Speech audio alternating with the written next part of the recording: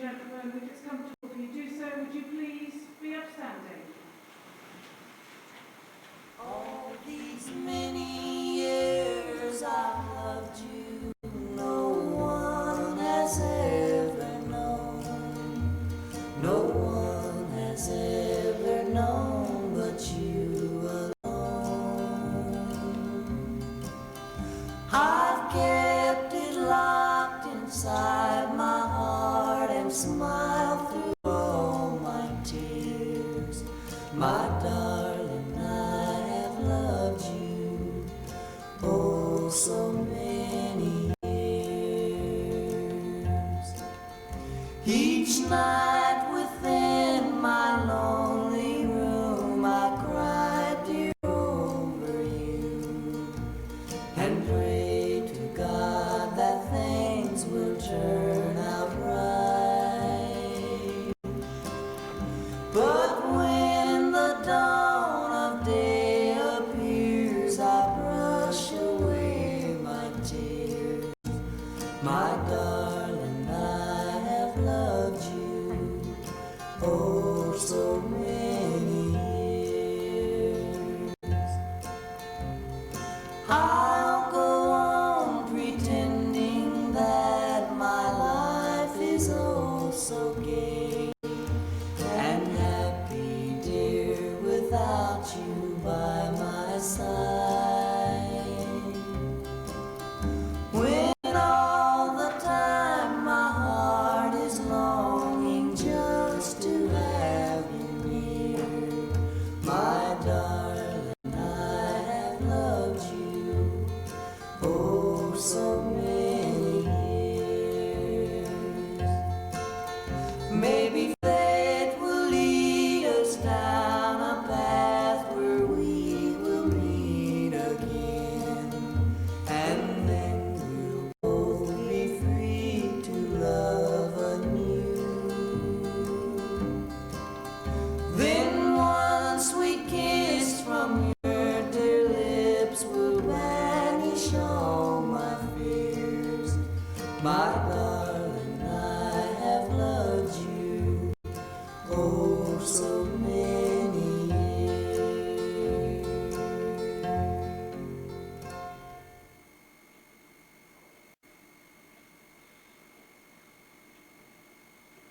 Please take your seats.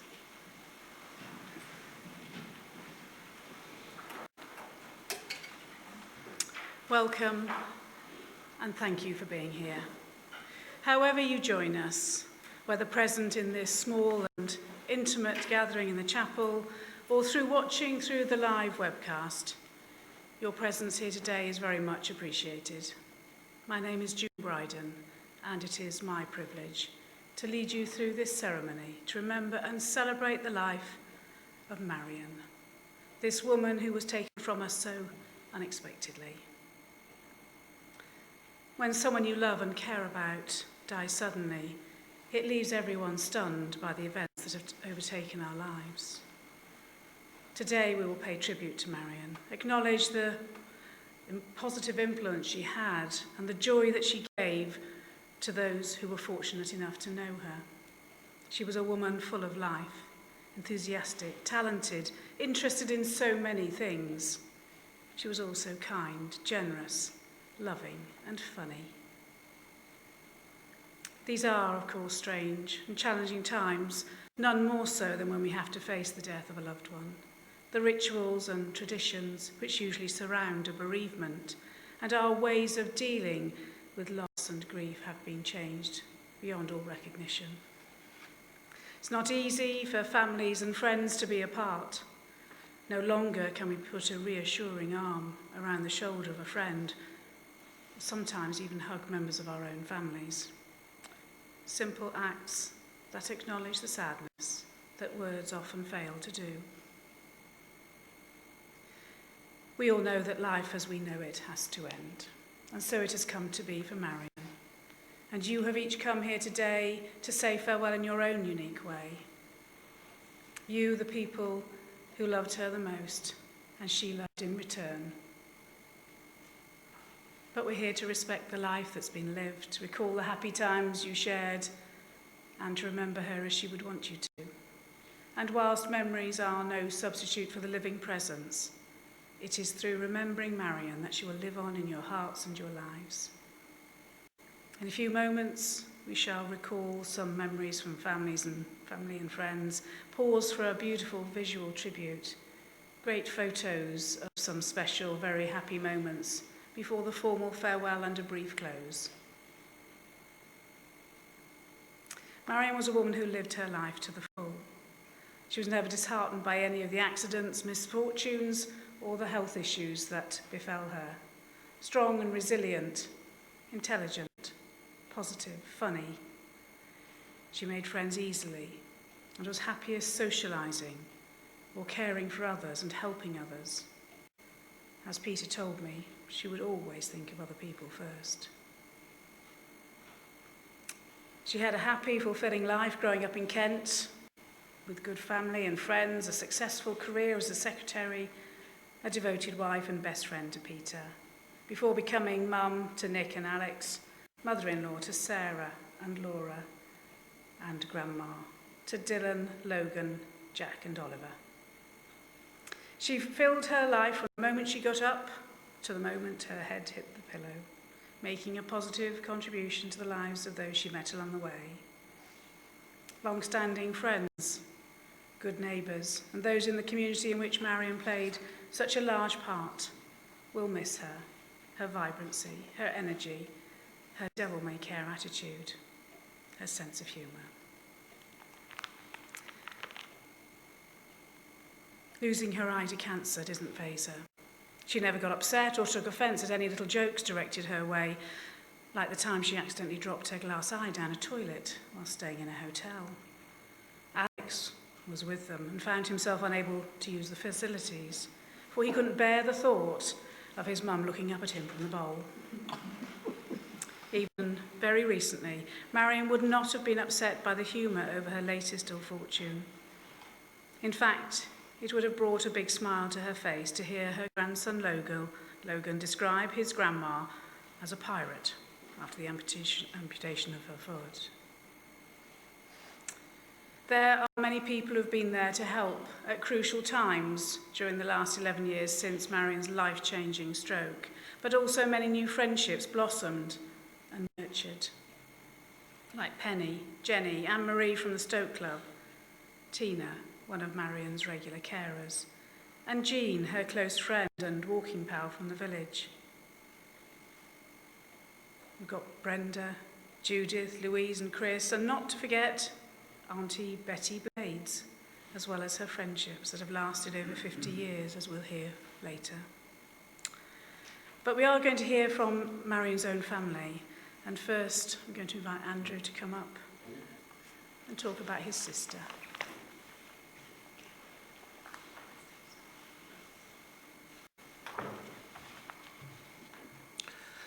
Marion Kathleen Payne was born on the 26th of January 1946 at Pembury Hospital in Kent. She was the third child of Ronald and Mary Payne. She already had two brothers, David, who was 11, and Ian, who was 2. The family lived in Barrow Hill, Ashford. They eventually moved to a new estate, 12 acres in Willsborough. She attended the Catholic Junior School in Newtown. Although the family were not Catholics, I think she went to this school as several of her friends on the estate went there as well. Later, she attended the Ashford North Modern Secondary School for Girls in Acela Road. When she was about 8.5 years old, the final member of the family arrived, yours truly. Being as there was over 8 years difference, I can't remember much about the early childhood years, but she had many friends from the estate and school, and several remain good friends today. Marion was almost 16 years of age when she met Peter. He was working in her local butcher's shop, and she often walked by on the way to and from school, where she was one of the several giggling schoolgirls waving through the window. She became friends with one of the fairground families and used to help them on their stall whenever they visited Willsborough. Peter and Marion eventually met there. Apparently, he asked her pal to go on the octopus ride with him. She refused, but Marion volunteered. They arranged to meet up, and the rest, as they say, is history. As you're all aware, Marion always put everyone else before herself, and she's been caring for me longer than anyone else. I'm not sure if I ever really thanked her for that, and also the care and the love she gave to both our parents in their final years. I sincerely hope that there is life after death, so she can be reunited with our parents and other family members. God bless you, Marion, and thank you for being my big sister.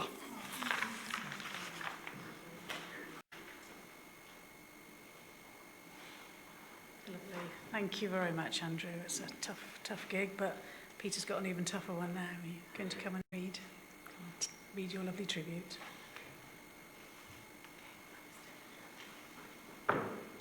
My boys are sitting here in trepidation in case I don't make this. Our early years as teenagers were spent riding on the back of my Lambretta scooter to Folkestone. I suppose we were semi-mods at that time, where we spent the summer having picnics on the cliffs, mostly of salads and sandwiches which Marion made. I got a job in selling, and after several years, promotion meant a move for me to Maidenhead.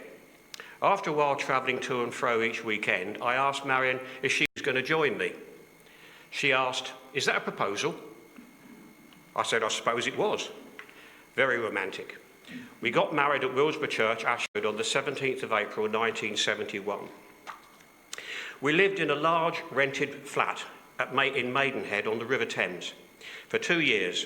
Marion got a transfer with a job at Lloyds Bank before we eventually moved back to Kent to buy our own home.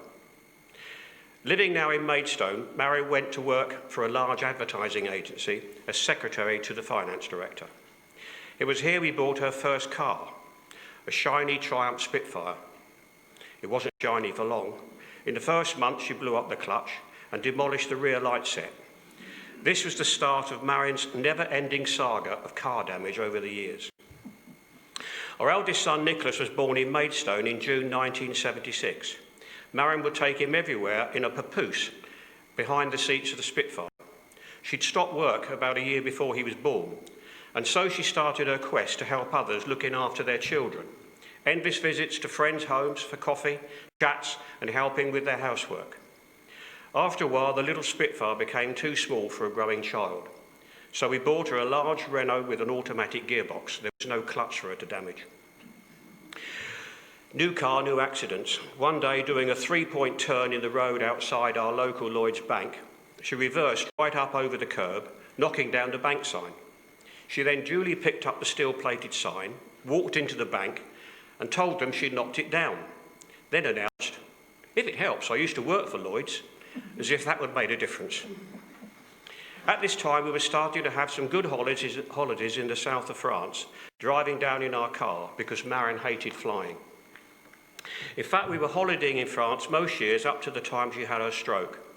Marion never attempted to learn the language, so like most English holidaymakers, she'd taken to shouting the words slowly, as if the person she was talking to would understand better. We later moved back to our hometown, Ashford, and bought a 40 towers of a house where Alex was born in a rush. He came 7 weeks early on the 25th of December 1980. Marion always said he was born in a muddle, and he's been in a muddle ever since. Back to cars. One day she drove to see friends in Pendleton, about 10 miles away. She rang me to ask what that little green light with an oil can was on the dashboard. I panicked and asked how long it had been on. "Oh," she said, "just after I left home." New main bearings, so we bought her an Austin Metro. We spent many weeks demolishing walls, making endless conversions to the house until, just as we finished, we moved again. With further promotion, we moved to Suffolk in 1984, where Marion immediately immersed herself in village life. She played badminton in the village, joined Barton players assisting behind the scenes with costumes and catering, making endless sandwiches on rehearsal nights. Apparently she was a dab hand at making sandwiches. She was involved with the Great Barton Luncheon Club, assisting with old age pensioners' luncheons once a month. After a stroke, she found herself on the receiving end as an OAP, having lunch served to her. She was also trustee of the Great Barton Village Hall and became actively involved in fundraising for its refurbishment, endless boot fairs, coffee mornings and other fundraising events. Additionally, she did volunteer remedial work reading at Great Barton School, Ixworth Middle School and St James in Bury St Edmunds. Now, if that wasn't enough, she volunteered as a link carer for social services. This was mentoring and assisting mothers who could not cope with difficult or disabled children. A friend was fostering and adopted a profoundly deaf boy. Marion assisted the friend looking after her foster children and even found time to learn sign language at college so she could communicate with him. She also took up roller skating.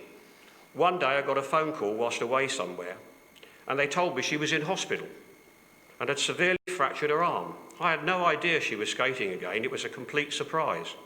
However, she turned this into something positive regarding friends, acquaintances, in fact anyone she met, to pay for signing the cast and then donated the money to cancer relief.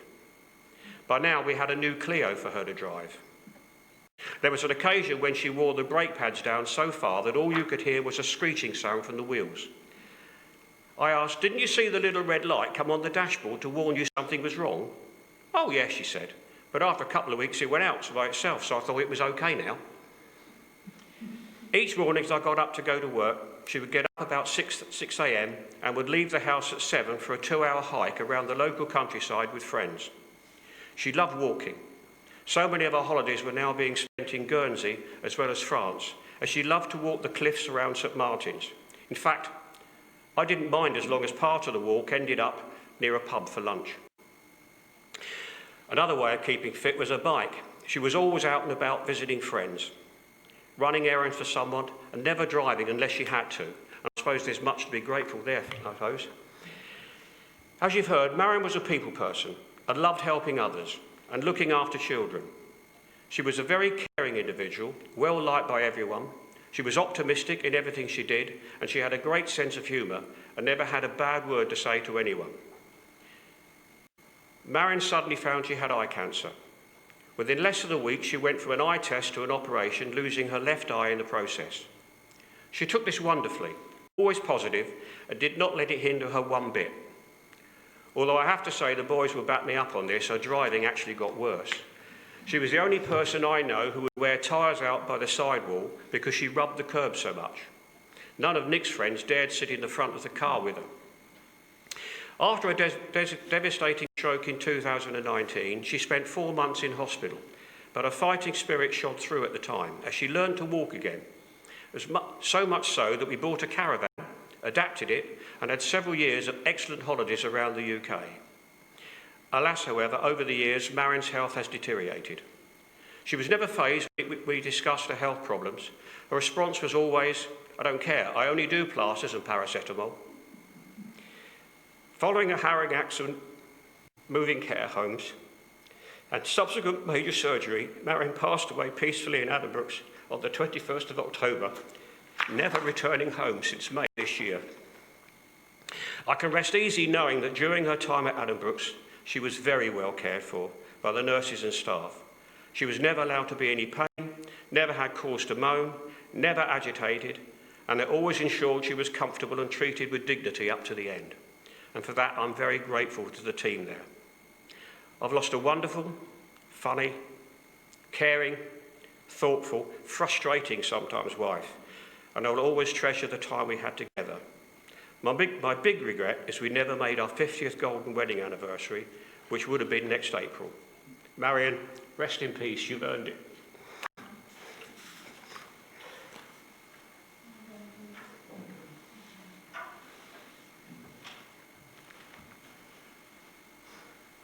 Well done, Peter. Gosh. Well, that's a lady who lived her life at a rate of knots. I'm very envious of that amount of energy. Gosh, lots of super stories, funny ones obviously relating to cars, and beautiful tribute to your lovely wife. Now, a very good friend of Marion's, Liz, has written a very personal poem to her friend, and I think Nick's going to come and share that with you now.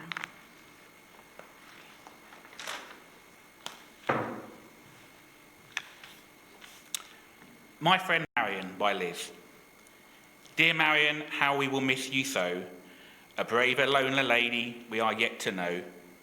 Always ready to offer a hand, never too busy for a catch-up call. Our friendship goes back more than 50 years. So much laughter tinged with tears. Two boys each joined our families too. Happy times just grew and grew. Duties between us as godparents we became. Then grandparents, how could life be the same? Times then as a foursome, together we had such fun, until ill health began to hit us one by one. Even though then we couldn't do so much, the phone calls I will miss so kept us in touch. Marion, we hope now you have come to a peaceful end. Thank you for being all these years such a wonderful friend.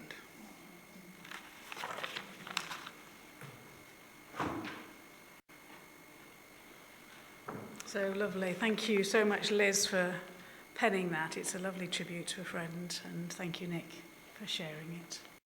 So I'm going to invite you just to remain seated, take a few minutes to think about your own special memories, the times that you shared with Marion, and enjoy this beautiful visual tribute. The music that the family have set to is called The Rose by Spencer James, and it was Marion's favourite song and one that she had chosen herself.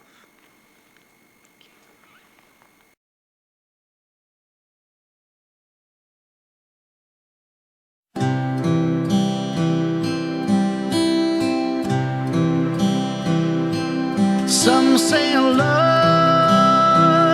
it is a river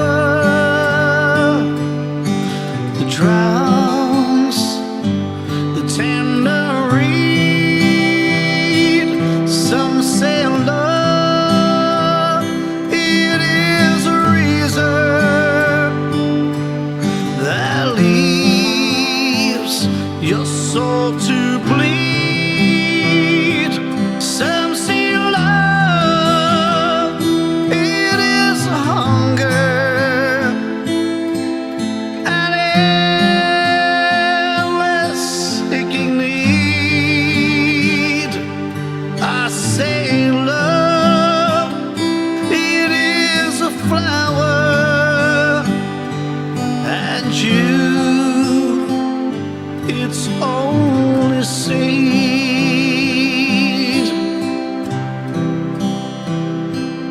It's the heart afraid of breaking that never learns to dance. It's a dream afraid of waking that never takes a chance. It's the one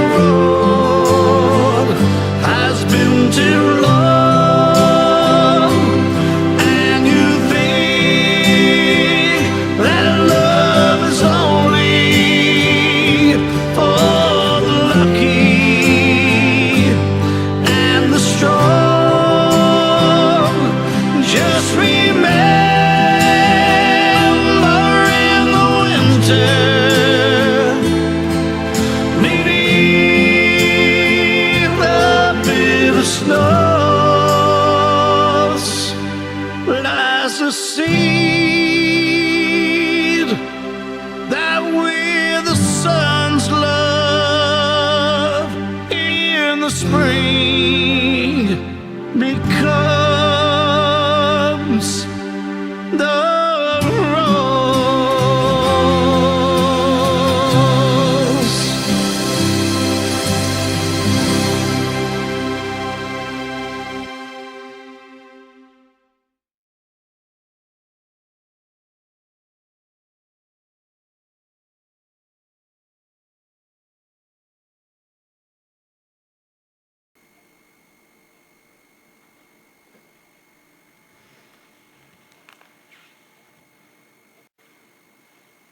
was a beautiful tribute. So, ladies and gentlemen, if it is comfortable for you to do so, would you please stand for the committal?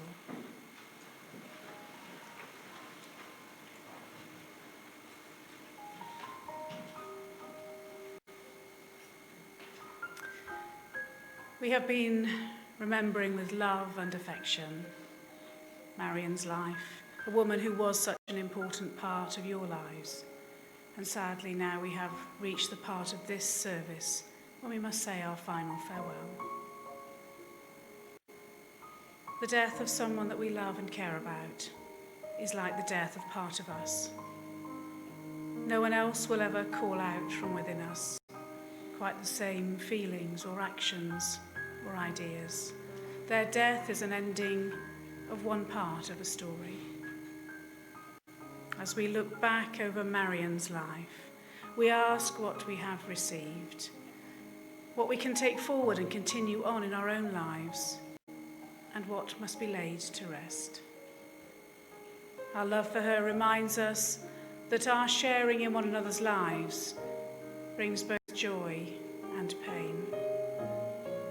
Our being parted from her reminds us of our own mortality and that love is enduring. As we commit her body, commit to your hearts your gratitude for Marion's life and precious memories of her. A life well lived and well loved. Rest in peace, Marion.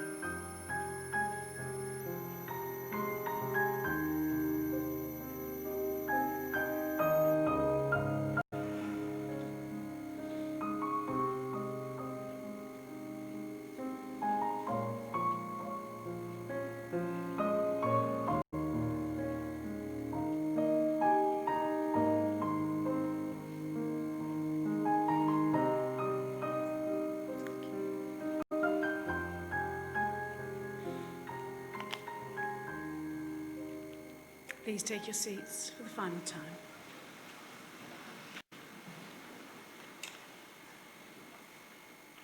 Once again, let me thank you all for being here. I know that your presence does mean such a lot. It has been a beautiful service that the family have created to say goodbye to this lovely lady. And I'm going to end the service with this poem that Peter chose. It's called A Silent Tear. Just close your eyes and you will see all the memories that you have of me. Just sit and relax, and you will find I'm really still there inside your mind. Don't cry for me now I'm gone, for I am in the land of song. There is no pain, there is no fear, so dry away that silent tear.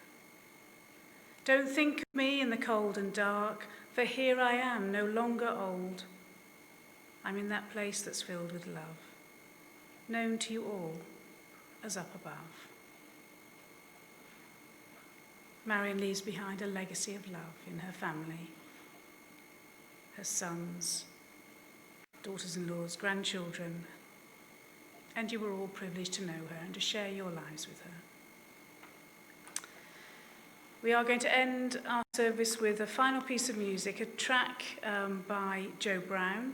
Marion saw him perform live, a very funny and talented man. So this is I'll See You in My Dreams. Thank you.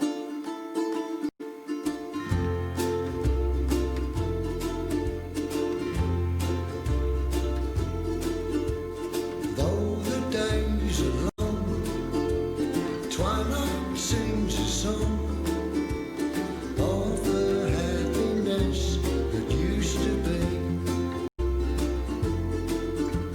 Soon my eyes will close, soon I'll find